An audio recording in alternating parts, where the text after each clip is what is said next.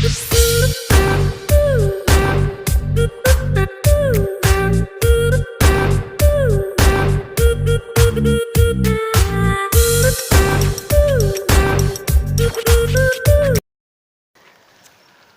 Guys, आज basically मैं आपको स्टूल एग्जामिनेशन के थर्ड पार्ट को एक्सप्लेन करने वाला हूँ, दैट मीन्स माइक्रोस्कोपिक एग्जामिनेशन। क्या स्टूल एग्जामिनेशन? स्टूल एग्जामिनेशन में तीन पार्ट्स मैंने आपको बताया है। लास्ट लेक्चर्स में मैंने ये एक्सप्लेन किया था। स्टूल एग्जामिनेशन के तीन पार्ट्स होते हैं। पहला फिजिकल एग्जामिनेशन,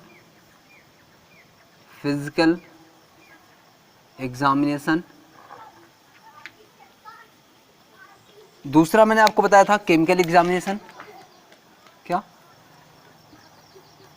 केमिकल एग्जामिनेशन। और मैंने थर्ड पार्ट आपको बताया था माइक्रोस्कोपिक एग्जामिनेशन। क्या? Microscopic examination. तो मैंने आपको लास्ट टाइम बताया था कि फिजिकल एग्जामिनेशन क्या होता है, कैसे करते हैं, फिजिकल एग्जामिनेशन में क्या क्या चीज़ें देखते हैं। केमिकल एग्जामिनेशन मैंने एक्सप्लेन किया। केमिकल एग्जामिनेशन में मैंने बताया कि आपको क्या क्या टेस्ट होता है। बेसिकली केमिकल एग्जामिनेशन में एक ही टेस्ट होता है, वो होता है occult blood test. Routine examination में यही होता है, ओकल ब्लड टेस्ट। अब मैं आपको बताने वाला हूँ माइक्रोस्कोपिक एग्जामिनेशन। तो माइक्रोस्कोपिक एग्जामिनेशन में बेसिकली हम parasite, bacteria, yeast, blood etcetera, इन सब चीज़ों का एग्जामिनेशन करते हैं। तो स्टूल का माइक्रोस्कोपिक एग्जामिनेशन कैसे किया जाए, उसके लिए क्या क्या चीज़ें ज़रूरी हैं, कौन कौन से, कैसे माइक्रोस्कोपिक एग्जामिनेशन के लिए प्रिपरेशन कैसे की जाती है, स्लाइड कैसे प्रिपेयर किया जाए, वो सारी बातें मैं एक एक करके यहाँ पे एक्सप्लेन करने वाला हूँ। तो चलिए देखते हैं ये माइक्रोस्कोपिक एग्जामिनेशन के अंतर्गत क्या क्या चीज़ें आती हैं और उनको कैसे एग्जामिन करते हैं। तो माइक्रोस्कोपिक एग्जामिनेशन करने के लिए मैं आपको यहाँ पे बताता हूँ। अब चलिए देखते हैं। तो माइक्रोस्कोपिक एग्जामिनेशन करने के लिए सबसे इंपॉर्टेंट जो चीज़ होती है वो होती है स्लाइड प्रिपरेशन। अगर मैं स्टूल एग्जामिनेशन की बात करूँ और स्टूल एग्जामिनेशन में माइक्रोस्कोपिक एग्जामिनेशन की बात करूँ, किसकी? स्टूल एग्जामिनेशन और स्टूल एग्जामिनेशन में बेसिकली मैं माइक्रोस्कोपिक एग्जामिनेशन की बात करूँ तो माइक्रोस्कोपिक एग्जामिनेशन, अगर मैं माइक्रोस्कोपिक एग्जामिनेशन की बात कर रहा हूँ तो माइक्रोस्कोपिक एग्जामिनेशन का मतलब है कि आपको माइक्रोस्कोप लेवल पे, दैट मीन्स माइक्रोस्कोप पे रख के आपको एग्जामिन करना है। तो माइक्रोस्कोप पे रखने के लिए आपको सबसे पहले इंपॉर्टेंट जो चीज़ होती है वो स्लाइड प्रिपरेशन होती है। तो मैं अब आपको बताने वाला हूँ स्टूल स्लाइड कैसे बनाते हैं। स्टूल स्लाइड बेसिकली तीन टेक्निक होती है स्टूल स्लाइड बनाने की। तो मैं आपको बता रहा हूँ स्टूल स्पेसिमेन स्लाइड प्रिपरेशन। तो स्टूल स्लाइड प्रिपरेशन कैसे होता है? अगर आपके पास कोई स्टूल सैंपल है, उसका माइक्रोस्कोपिक एग्जामिनेशन करना है तो उसकी स्लाइड कैसे बनाएंगे? तो स्टूल स्लाइड बनाने की तीन टेक्निक होती है। पहला सलाइन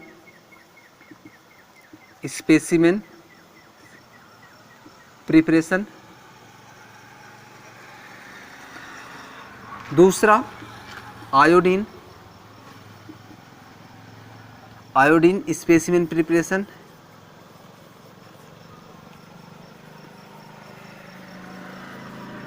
और तीसरा होता है कंसंट्रेशन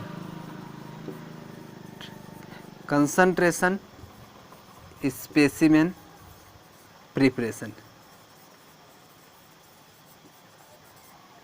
अब ध्यान दीजिएगा, स्टूल एग्जामिनेशन करने के लिए हमें तीन तरह की स्लाइड बनानी पड़ती है और तीनों तरह की स्लाइड में क्या क्या एग्जामिन की जाती है, कैसे कैसे की जाती है, वो सारी बातें मैं यहाँ पे एक्सप्लेन करने वाला हूँ। तो स्टूल स्लाइड प्रिपरेशन में सबसे पहला जो प्रिपरेशन होता है वो सलाइन प्रिपरेशन होता है। अब सलाइन प्रिपरेशन कैसे किया जाता है वो मैं अभी एक्सप्लेन करने वाला हूँ। लेकिन स्लाइड प्रिपरेशन क्यों किया जाता है? तो बेसिकली स्लाइन प्रिपरेशन जो होता है वो पैरासाइट्स के ट्रोफोजोइट स्टेज एग्जामिनेशन के लिए, या फिर आप कह सकते हैं मोटिलिटी एग्जामिनेशन के लिए,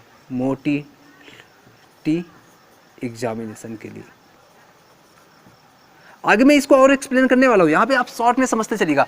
स्लाइन प्रिपरेशन जो होता है, स्टूल का जो स्लाइन प्रिपरेशन होता है वो ट्रोफोजॉइट स्टेज एग्जामिनेशन के लिए, अब पैरासाइट के बहुत सारे स्टेज होते हैं, अगर आपने पैरासाइट्स पढ़ा होगा, प्रोटोजोवंस या हेलमिंथीज पढ़ा होगा, तो उनके डिफरेंट स्टेज होते हैं। तो उसमें जो स्लाइन प्रिपरेशन का उपयोग होता है वो बेसिकली ट्रोफोजॉइट स्टेज को एग्जामिनेशन के लिए किया जाता है या फिर मोटिलिटी एग्जामिनेशन के लिए किया जाता है। ध्यान दीजिएगा, मैं कह रहा हूँ कि जो स्लाइन प्रिपरेशन होता है वो ट्रोफोजॉइट स्टेज और मोटिलिटी एग्जामिनेशन के लिए किया जाता है, जबकि जो आयोडीन प्रिपरेशन होता है वो बेसिकली सिस्टिक स्टेज में, किसके, सिस्टिक स्टेज। अब ये पैरासाइट्स के एक स्टेज होती है सिस्टिक स्टेज, और उसमें से स्पेशल न्यूक्लियस, किसका, स्पेशली न्यूक्लियस एग्जामिनेशन के लिए।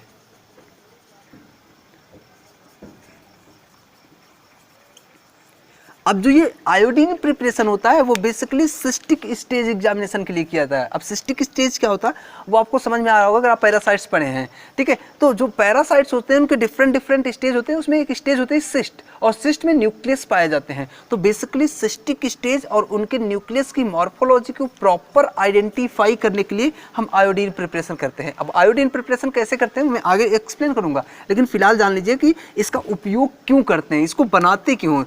तो iodine preparation basically cystic stage examination करने के लिए करते हैं या फिर उसके स्पेशल न्यूक्लियस को एग्जामिन करने के लिए करते हैं। और जो कंसंट्रेशन मेथड यूज होता है वो बेसिकली ओवा स्टेज को, ओवा स्टेज या ओवा एग्जामिनेशन के लिए किया जाता है। किसके लिए, ओवा एग्जामिनेशन के लिए। और ये उस कंडीशन में होता है जब स्टूल में ओवा का कंसंट्रेशन बहुत कम हो, दैट मीन्स ओवा बहुत कम मात्रा में पास आउट हो गए हों, ओवा बहुत कम डेवलप हुए हों, तो ऐसी कंडीशन में कंसंट्रेशन मेथड यूज किया जाता है। तो ये तीन तरह से स्टूल को माइक्रोस्कोपिक करने के लिए ये तीन तरह की स्लाइड बनाई जाती है। एक स्लाइन स्पेसिमेन प्रिपरेशन बोलते हैं, दूसरे को आयोडीन स्पेसिमेन प्रिपरेशन बोलते हैं, तीसरे को कंसंट्रेशन स्पेसिमेन प्रिपरेशन बोलते हैं। तो अब मैं तीनों को एक एक करके एक्सप्लेन करके बताऊंगा कि तीनों का उपयोग या तीनों को बनाते कैसे हैं लैब में। तो चलिए मैं एक एक करके दिखाता हूँ कि सलाइन स्पेसिमेन कैसे बनाते हैं, आयोडीन स्पेसिमेन प्रिपेयर कैसे करते हैं, कंसंट्रेशन स्पेसिमेन प्रिपरेशन कैसे करते हैं। लेकिन प्रिपरेशन करने से पहले तीनों का उद्देश्य जान लीजिए, क्योंकि कोई भी काम करते हैं उसका एक निश्चित उद्देश्य होता है, उसका एक निश्चित एम होता है। तो सलाइन प्रिपरेशन का एम होता है कि जो पैरासाइट्स आया है स्टूल में उसके जितने भी ट्रोफोजॉइट स्टेज हैं, जितने भी मोटिलिटी स्टेज के माइक्रो ऑर्गेनिज्म हैं, उनको आइडेंटिफाई किया जाए। जो आयोडीन स्पेसिमेन प्रिपरेशन होता है उसका जो उद्देश्य होता है वो बेसिक उद्देश्य होता है कि उसमें जितने भी सिस्टिक स्टेज के माइक्रो ऑर्गेनिज्म हैं, सिस्टिक स्टेज के पैरासाइट्स हैं, उनको एग्जामिन किया जाए। और जो कंसंट्रेशन प्रिपरेशन का उद्देश्य होता है, एम होता है, वो बेसिकली इसलिए बनाया जाता है कि अगर स्टूल में ओवा की मात्रा बहुत कम आ रही है, स्टूल की मात्रा ओवा बहुत कम आ रहा है, तो वो हमारे एग्जामिनेशन के दौरान हमसे छूट ना जाए। या ओवा बहुत कम पास आउट हो रहा है, ओवा अगर स्टूल में बहुत कम मात्रा में आया है तो उसको आइडेंटिफाई करने के लिए, उसको आसानी से फाइंड आउट करने के लिए हम कंसंट्रेशन स्पेसिमेन प्रिपरेशन करते हैं। तो ये तीनों तरह की स्लाइड बनाने में आपको सिखाने वाला हूँ। तो चलिए एक एक करके देखते हैं। तो चलिए मैं इसको इरेज करता हूँ और चलते हैं आगे। सलाइन स्पेसिमेन प्रिपरेशन क्या होता है, सलाइन स्पेसिमेन प्रिपरेशन क्या होता है, सलाइन स्पेसिमेन प्रिपरेशन। तो सलाइन स्पेसिमेन प्रिपरेशन का जो प्रोसीजर है वो बहुत आसान है। पहला क्या करना है, take a clean glass slide, आप लिख भी सकते हैं, place small amount of stool, next add 2 to 3 drop NS, that is normal saline, and mix well, next cover it with a cover slip,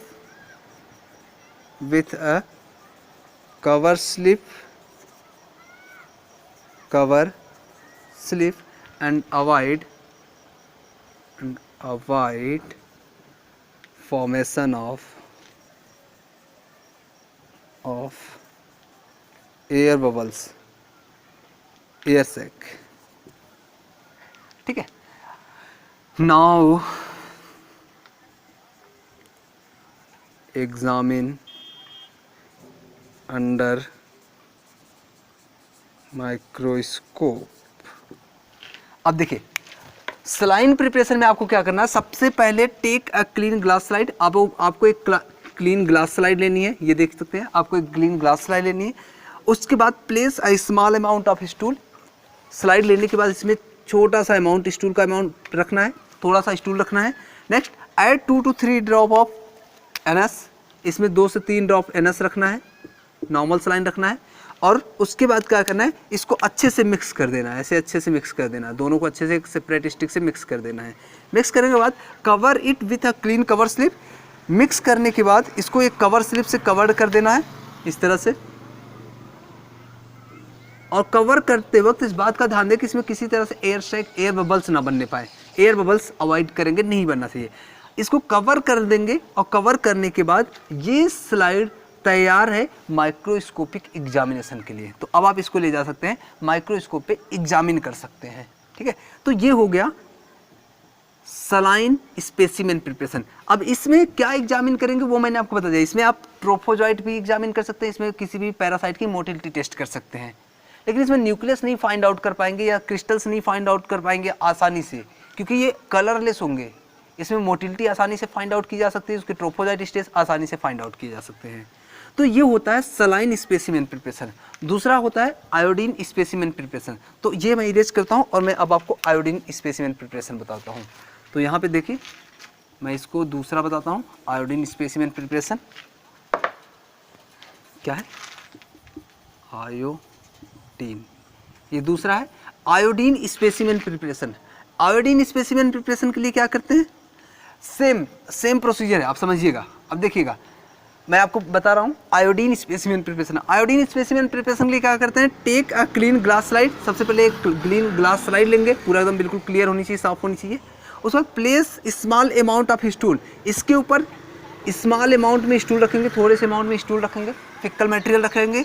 उसके बाद क्या करेंगे, ऐड 2 to 3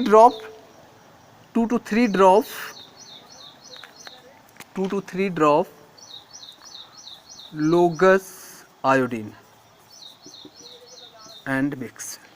अब क्या करना है, जहां पे वहां पे NS रखा था वहां पे यहाँ पे लोगस आयोडीन रखना है। क्या रखना है, आयोडीन सॉल्यूशन रखना है, 2 से 3 drop, place 2 to 3 drop लोगस iodine and mix well.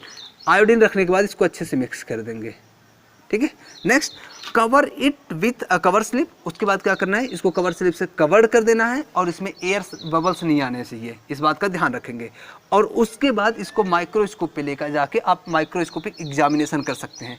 तो माइक्रोस्कोपिक एग्जामिनेशन करते वक्त अच्छा यहाँ पे ध्यान देने की बात है कि यहाँ पे आपने लोगस आयोडीन डाला है और लोगस आयोडीन उसके जो उसमें बेसिकली सिस्टिक स्टेज होंगे, जो सिस्ट होंगे उनके न्यूक्लियस को कलर कर देगा। लोगस आयोडीन न्यूक्लियस को क्या करेगा, कलर कर देगा, जिसकी वजह से सिस्ट आसानी से आइडेंटिफाई हो जाएंगे। क्या हो जाएंगे, सिस्ट को आप आसानी से पहचान सकेंगे, ठीक है। तो ये होता है लोगस आयोडीन प्रिपरेशन। लोगस आयोडीन प्रिपरेशन में एक डिसएडवांटेज कर सकते हैं, इसमें आप मोटिलिटी नहीं पता कर सकते हैं या ट्रोफोजॉइट स्टेज आसानी से नहीं फाइंड आउट कर सकते। रीज़न क्या है कि जो आयोडीन्स होता है वो एंटीसेप्टिक्स होता है, जिसकी वजह से वहाँ पे जो पैरासाइट्स होगा वो डेड कर जाएगा। बट उसके फ्लैजला अगर होंगे तो वो फ्लैजला आसानी से दिखाई देंगे, लेकिन वो मोटाइल नहीं होगा क्योंकि आयोडीन की प्रेजेंसी में वो डेथ कर जाता है, ठीक है। तो इसीलिए जो आयोडीन होता है, आयोडीन प्रिपरेशन होता है, वो बेसिकली सिस्ट एग्जामिनेशन के लिए किया जाता है, क्योंकि सिस्ट मोटाइल नहीं होता। सिस्ट एक आप कह सकते हैं अनफेवरेबल स्टेज का, अनफेवरेबल इन्वायरमेंट में बना हुआ पैरासाइटिक स्टेज होता है, जो बस अपने आप को सर्वाइव कराता है, किसी तरह की ग्रोथ नहीं होती है उसमें। तो अगर आपने प्रोटोजोआंस या पैरासाइट्स पढ़ा होगा तो आपको सिस्ट के बारे में थोड़ा बहुत ज़रूर पता होगा, नहीं पता होगा तो आप बैक लेक्चर्स में देख सकते हैं पैरासाइट्स के बारे में, ठीक है। तो बेसिकली जो आयोडीन प्रिपरेशन होता है उसमें हम सिस्ट का एग्जामिनेशन करते हैं, और इसमें सिस्ट क्या होता है, सिस्ट के जो न्यूक्लियस होते हैं वो कलर हो जाता है। और नेक्स्ट बात करते हैं कंसंट्रेशन स्पेसिमेन प्रिपरेशन की।